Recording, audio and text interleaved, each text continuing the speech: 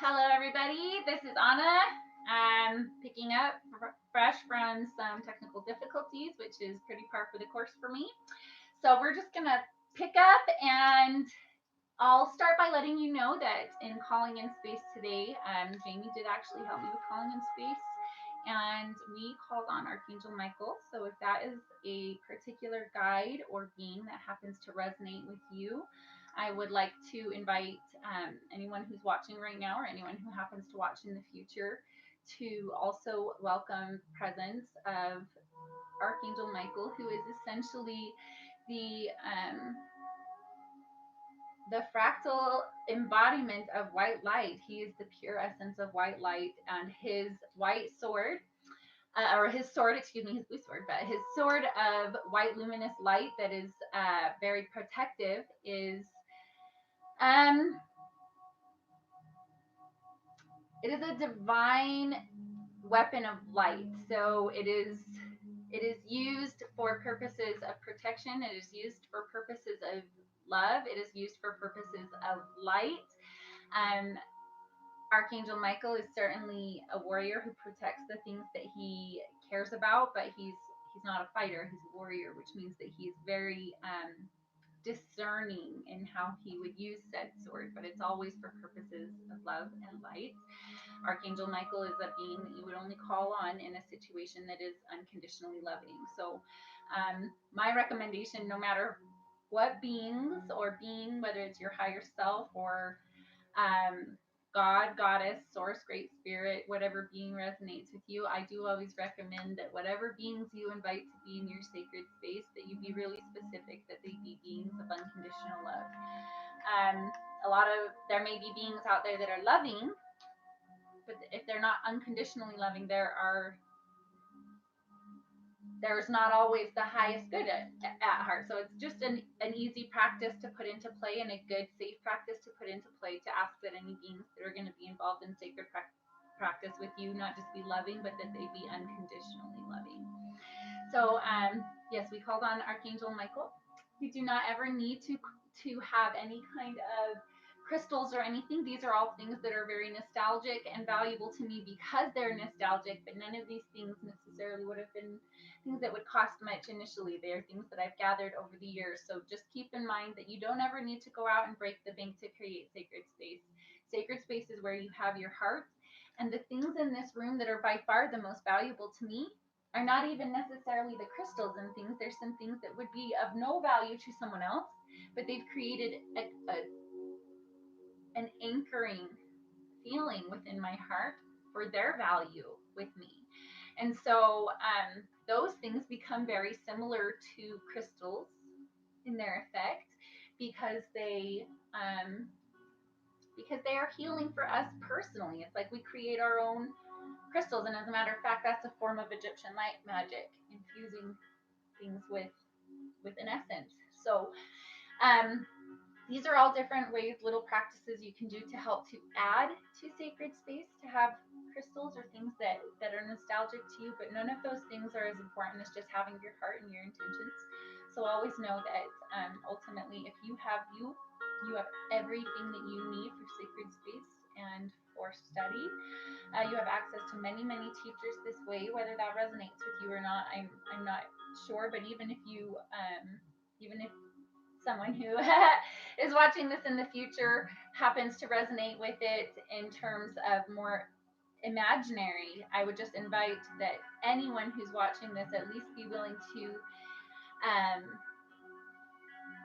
consider the possibility of things in terms of how I'm explaining them, because a lot of what we're explaining today, or a lot of what I'm discussing today in terms of our divine purpose, mostly it's going to be esoteric. I will explain some things in terms of science, but really some of our videos are really like a very good marriage of esoteric and scientific explanation, and this one is gonna have some really good scientific facts in there, but ultimately it's more an esoteric explanation that I'd like to invite people to at least consider as a possibility. It doesn't hurt anyone to at least think about things in terms of this, as far as anyone who this might be new information or a new way of thinking for.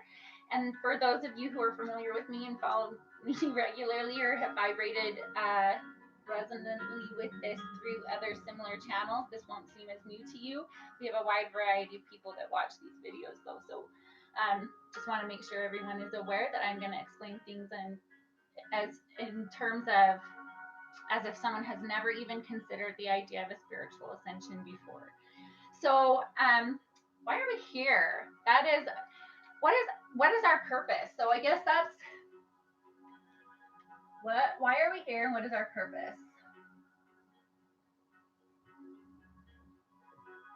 We'll start with why are we here, okay? So first of all, where is here? We're going to talk about here is, well, planet Earth, that's one. And planet Earth happens to be, at least has been, in the third dimension. So I know that we're at least in the third dimension, and I know that we're on planet Earth, okay? Or at least that's what I've been told. So I'm going to work with that. So let's discuss a little bit about what that means. First of all, we know that we're on planet Earth, okay? Planet Earth is this beautiful, gorgeous planet that's about 70% water. It is ripe with contrast. It has an absolute encyclopedia of life. It's gorgeous, breathtaking, a masterpiece every single day. Also ripe with some internal conflict and things like that. But we do know that we are on planet Earth. Planet Earth is a planet that is on the far outside arms of a spiral galaxy. So it's on the very farthest outside edge of a spiral galaxy. It's a gorgeous spiral galaxy, but it's a pretty broad, huge thing, and we're on the far outside edge. So planet Earth, and we're in the third dimension. Well, let's talk a little bit about what that means. The first dimension, which is represented mathematically by a point, well, as far as consciousness goes, first dimensional consciousnesses, did you know that there are things that have maybe a less evolved consciousness, and then things that have a more evolved consciousness? And those things can be determined based on a variety of things, but I'll give you an example. So first dimensional consciousnesses, as opposed to just like the mathematical point, would be things like rocks or the elements, okay? Things that we know, if you know anything about light as a form of consciousness, and we can go into that further in other videos if we need to, but if you understand light is conscious, this can be proven by physics. Like I said, we can go into that in another explanation. So anything that's made of light has some form of consciousness.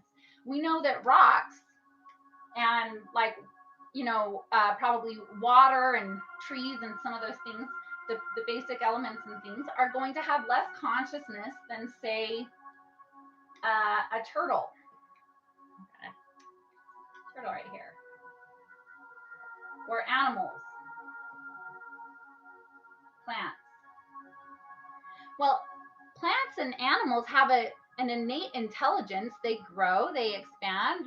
Most of them are considered male or female. Even in the plant world, have some aspect of them that are female or male. They're certainly a lot more advanced than a rock, you would say, from a consciousness standpoint, but not nearly as advanced as a human being. Okay, so a third dimensional consciousness, so second dimensional would be like the animals, third dimensional would be humans.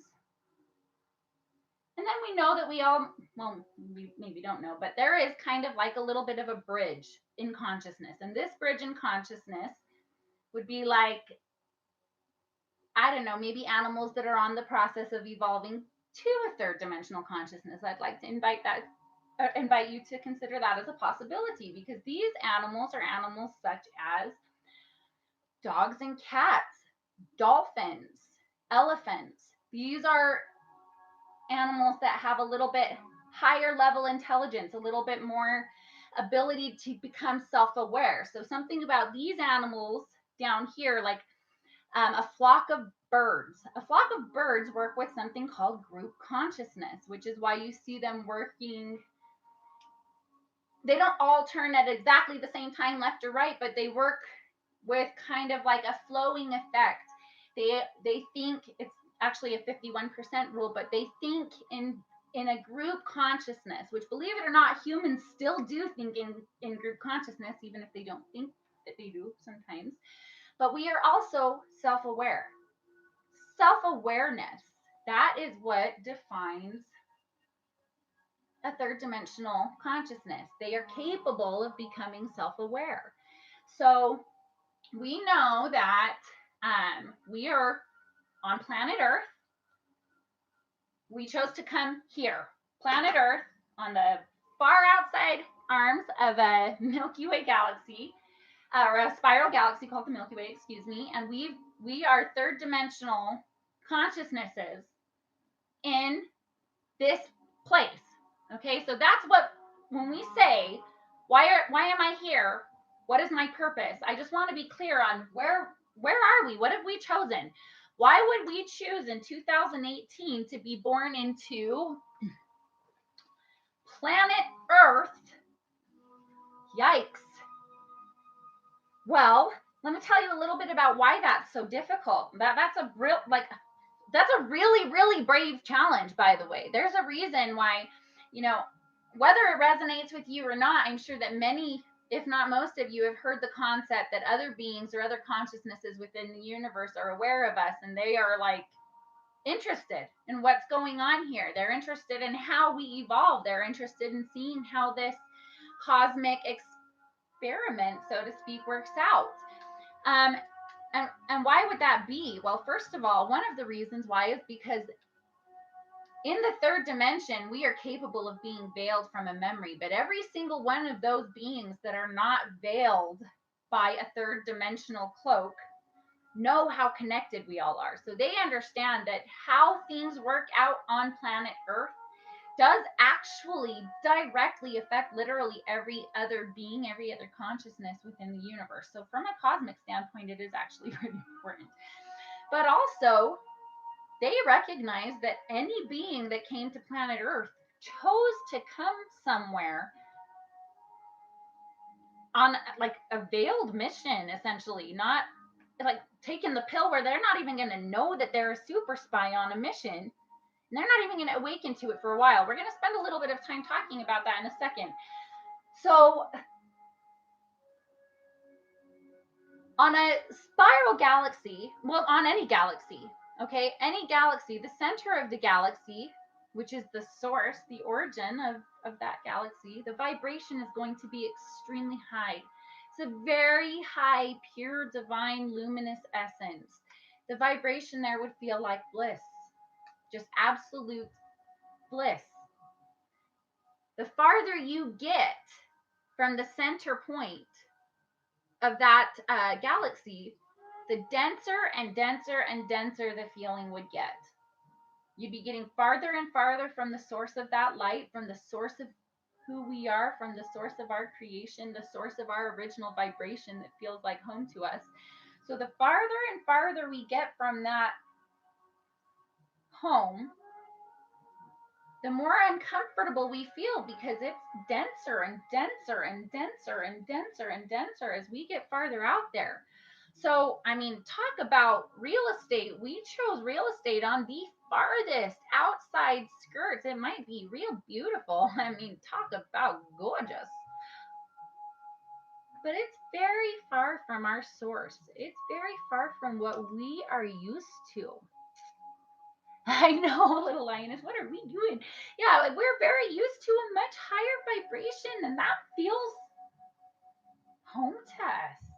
It just feels much more comfortable. As a matter of fact, coming to Earth for beings of that level of vibration, it's kind of like going somewhere you're allergic to.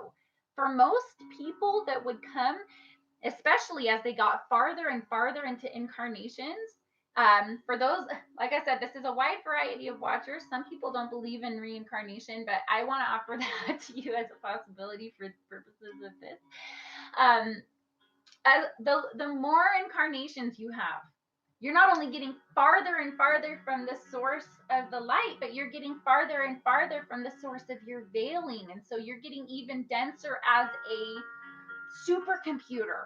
Now, these magnificent bodies that are made of pleroma, which is this magnificent luminescent, nougaty thick, luminous light that is from the source of our galaxy. Okay, these beautiful bodies are supercomputers. These supercomputers are the hardware that has lots of software, and if we don't use that software properly, especially over many lives, it can get junked up and the coding can get really befuddled. In biblical terms, when you hear of Babel, the city of Babel actually means confusion. That's actually what it means. And for me, what that means is a vibrational thing. That's a frequency thing. That the farther we get from the source of our creation, the more babble we get, the more confused we get inside. And we have to consciously recode ourselves to remember why we chose to come here on such a freaking hard mission. So the baseline is right now, just by showing up to this place, you are a spiritual warrior. I don't give a shit which person you are on this earth. You are a spiritual warrior for showing up to a place that is this magnificently contrast filled. Okay, so when we were talking about the dimensions, okay, a first dimensional thing from a mathematical perspective is just a point. A second dimensional thing is when that point becomes a line. Okay, that third dimension is when you bring in a third point, right?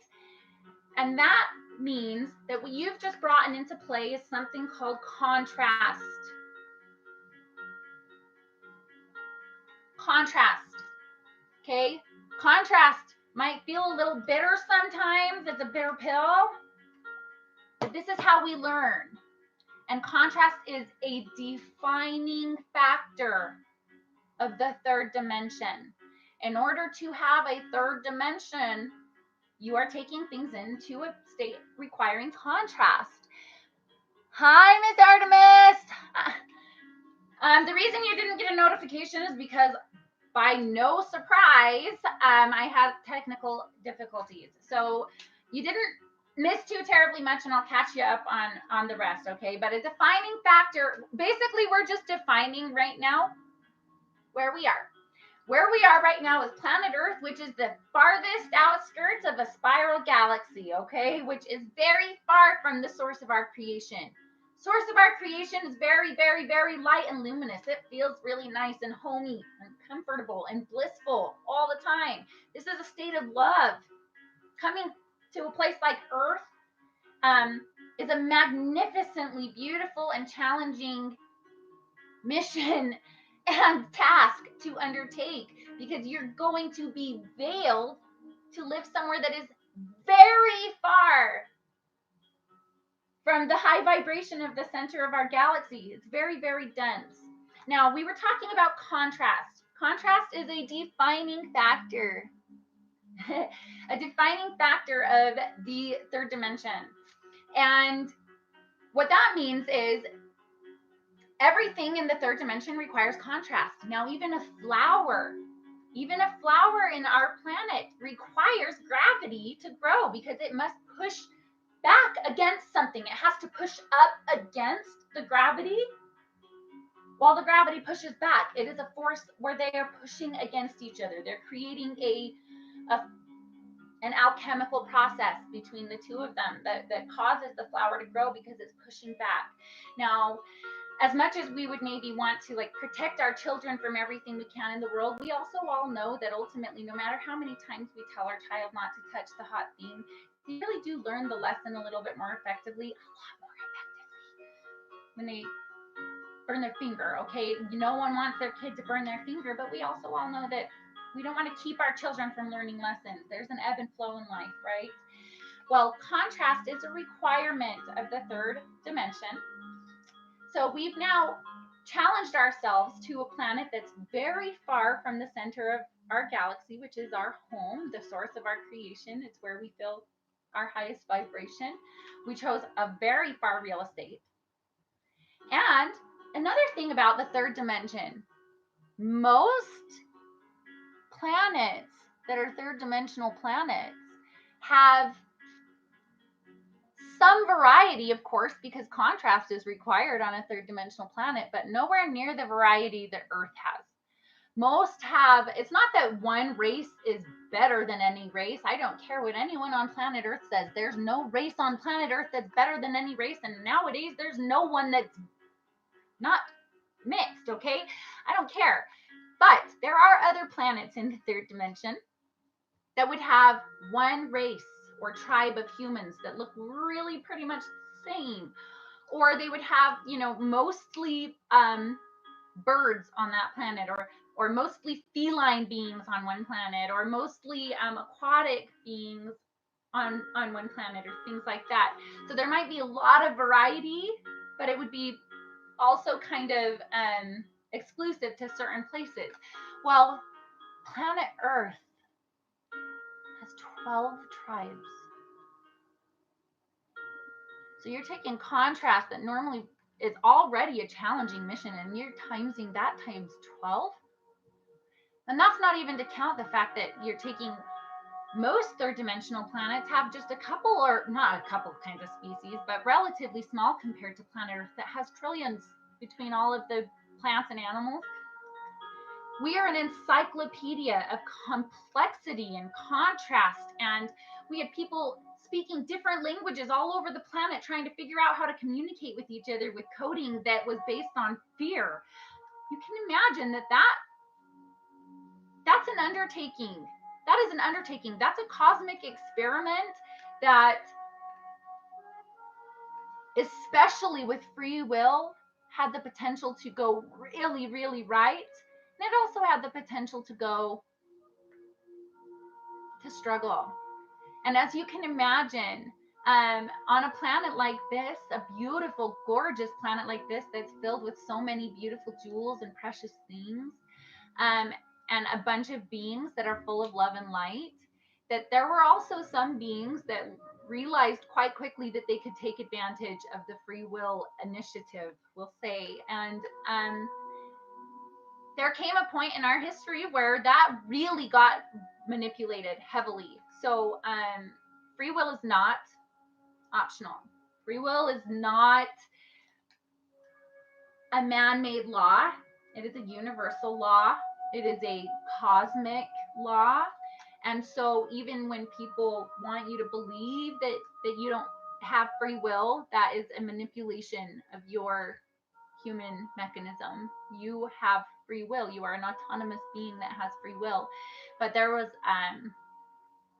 a level of manipulation that went on to such a degree that the human collective was really, really, really struggling. Okay. And at that point in time, there's kind of a call for help that would have gone out, where not only would the beings that would have heard this recognize that we are all connected, so they'd have a vested interest in us for that reason, but also with unity consciousness, the beings that have progressed beyond a third dimension. The third dimension requires contrast for learning, okay? But when you get beyond the third dimension into the fourth dimension, the astral realms, the fifth dimension, we don't require the same lessons for learning. Fear does not exist in the fourth dimension, the fifth dimension, and on. These really effective illusionary tools for purposes of education that exist in the third dimension, those don't exist in higher levels of beings. So while there are some beings that have certainly chosen a path of service to self, the vast majority of beings that have progressed beyond a third dimensional consciousness of evolution, or evolution of consciousness, third dimensional, those beings would, many or most, or anyone that would have showed up for this call would understand that we are all one. They would show up not because they were any better than anyone that was there. As a matter of fact, they would show up for the absolute 100% purpose of knowing that they are no better, that they are the same. They would go back to help a human family, or go to that planet to help a human family that was struggling, because they are no better than any of them. No more special, no more powerful, no more godly, no more anything. It would be because those beings would recognize that they are one with the beings that are in desperate need of their service on planet Earth. So make no mistake, any being that's on planet Earth right now, no matter who you are, no matter what you were born into, no matter how many incarnations you've had or haven't had, it is an exceptionally brave thing to be here on planet Earth. It is a wonderfully honorable thing to even show up. So whether you are a way shower, or a first responder, a gateway keeper of the collective unconscious, no matter how you look at it, a light worker, no matter how you look at it, if you are born on planet Earth, you are brave. You're a spiritual warrior, and every single being in the universe is benefiting from your willingness to have enough faith in yourself to come show up for a task like this, because, man, you knew you were not signing up for an easy task. So now, just a little bit about our past lives. Artemis, you had asked, what's our purpose in this life, and all of our lives for that matter? Well, what I'm going to say is, I don't know your last life versus someone else's last life. I know kind of a lot of my last lives at this point, but what I do know is we all of us have had at least a handful of lives, or at least I know this in my heart. I know this it vibrates with me as absolute truth that we have reincarnated, that reincarnation is part of our path. And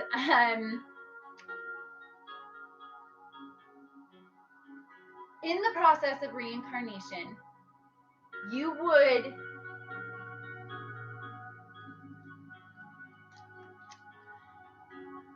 there's a lot of factors that play into this being the most monumental time in human history. Almost every ancient wisdom that I'm aware of spoke of this time in history as being either the end of time, end times, judgment day, the second coming, however you want to look at it.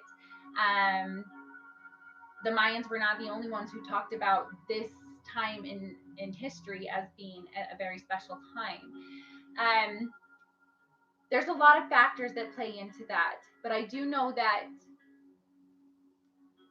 if we were going to have a handful of incarnations leading up to a time in history that we knew was going to be monumentally important, we would know that we were basically having a couple of training lives leading up to what was going to be our final mission. Okay, so while I don't want to downplay the importance of your past lives, I just want to say that we all have such wide variety of past lives. I could help you or honor you to try to find out what your own past lives are. But I do want to say, whatever your past lives are, whoever you are, whoever's watching this, whoever watches this at any point and it resonates with them, all of your past lives were leading up to this one. All of them were leading up to what you would know was going to be your incarnation during the time where Mother Gaia ascended into a higher dimensional planet, which is so freaking awesome. Okay, everyone is going to be offered to go along for the ride on this planetary ascension. Not everyone will choose to go along for the ride, and not everyone will it's not necessarily easy. There's a lot of coding that must be released in the process of raising your vibration to go along with this planetary ride. However, everyone has that opportunity to ascend with the planet. There's not 144,000 souls or one religion that's going to be able to go while others don't, or anything like that. Everyone will have the opportunity to choose love. Everyone will have the opportunity to choose to choose life, to choose forward. But ultimately, every single one of us chose an incarnation that was going to be this incarnation, anything that you've chosen in this life, you knew was going to be leading up to this moment. So what I would like to say, first of all, is I know that for me personally, I chose a really challenging mission in this life. I know a lot of people that would call themselves light workers. A lot of people that would call themselves spiritual, a lot of people that would call themselves energy healers, a lot of people that would call themselves psychics or channels, or certainly way showers, or awakened or awakening or whatever. But I also know a lot of people that aren't. I don't know anyone today that chose an easy path in 2018. I know plenty of people that chose paths that would be easy to judge and say their path was probably easy. His path was probably easy. That girl's path, there's no way her path was as hard as mine. Well, guess what, folks? I don't care who you are. We all chose a hard mission. Every single person on planet Earth right now chose a hard mission, and every single person on planet Earth deserves incredible honor for choosing to be born during such an incredibly challenging time. I don't care if they are someone that you consider bad or a criminal, or you don't agree with their medical views, or you don't agree with their religious views, or you don't agree with their political views, or I don't care. Every single human being chose a very challenging path in this particular life, and every single one of them chose a path that would lead them to believe at some point in this incarnation that they are separate from source. You're not. Never have been.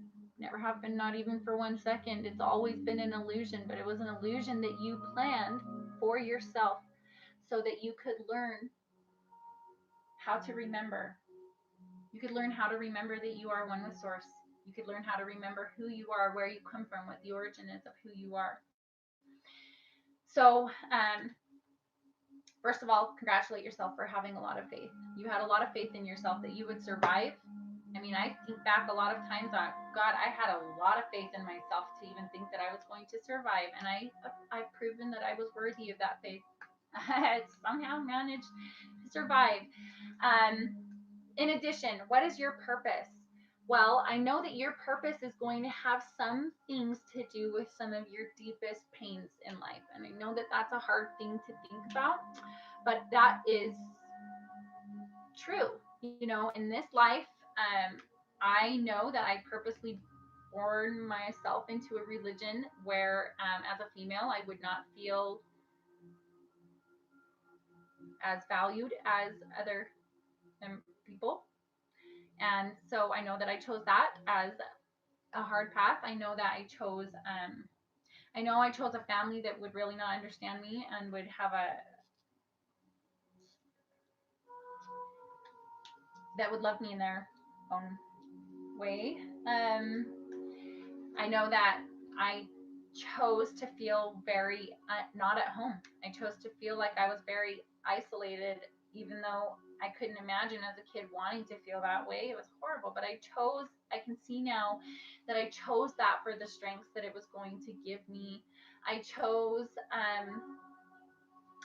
some of my fears and some of my traumas and some of the ways that I got made fun of as a kid, so that I would have to face some of those fears in starting to put out these videos and start to speak my truth and start to talk about things that I knew that people I loved and care about have called me crazy for, and have called me mean names, and have practically disowned me. Actually, some disowned me for.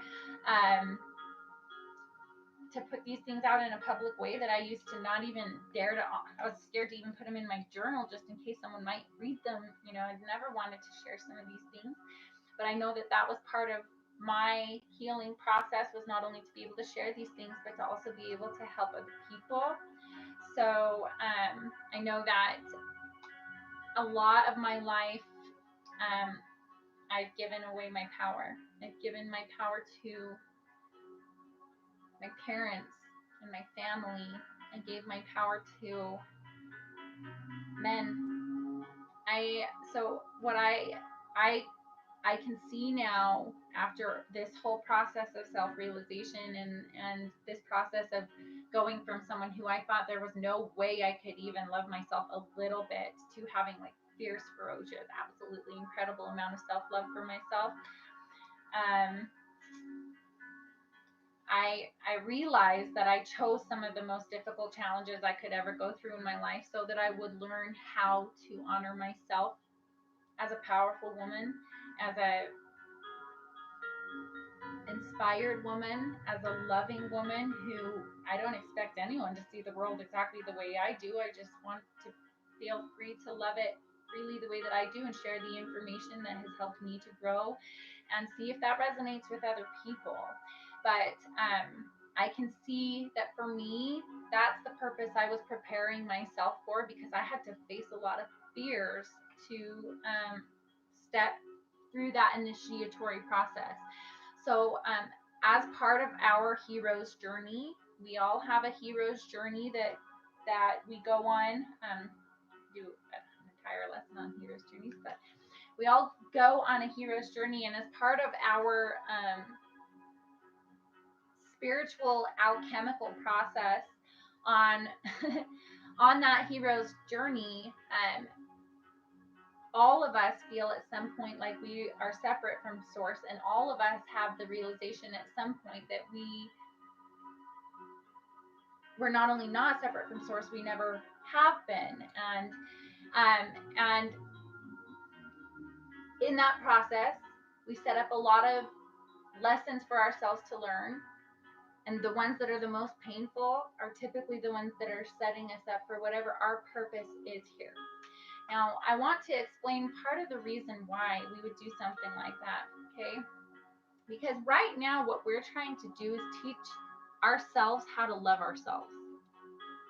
We're trying to teach ourselves how to love ourselves so that we can teach an entire collective of humans that have been coded not to love themselves how to love themselves, which means we had to put ourselves in crappy situations where we wouldn't feel very loved, or where we might do bad things.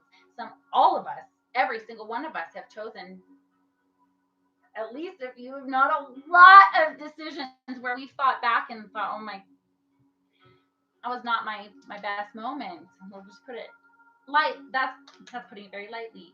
All of us have had moments that we're ashamed of. All of us have had moments that we feel like we either need someone else's forgiveness for, or that we need our own forgiveness for.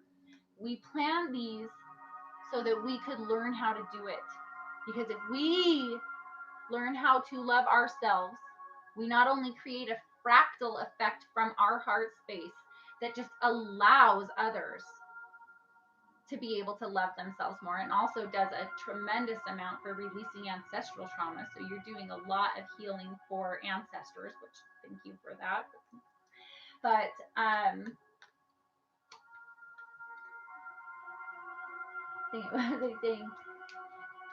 you're not only releasing ancestral trauma. Oh, anytime that you're learning to unconditionally love yourself, you can then teach others. You not only have a fractal ripple effect out that gives other people permission to, but then you are able to teach other people through your experiences what works for you.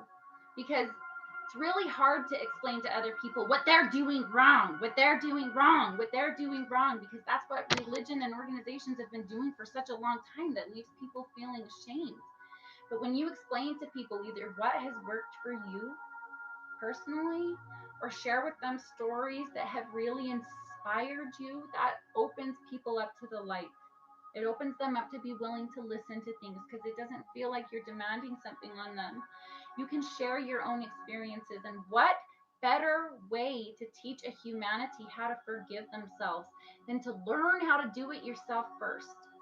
Yes, there was a time and a place for the Jesuses and the Buddhas. Yes, there was a time and a place for people who,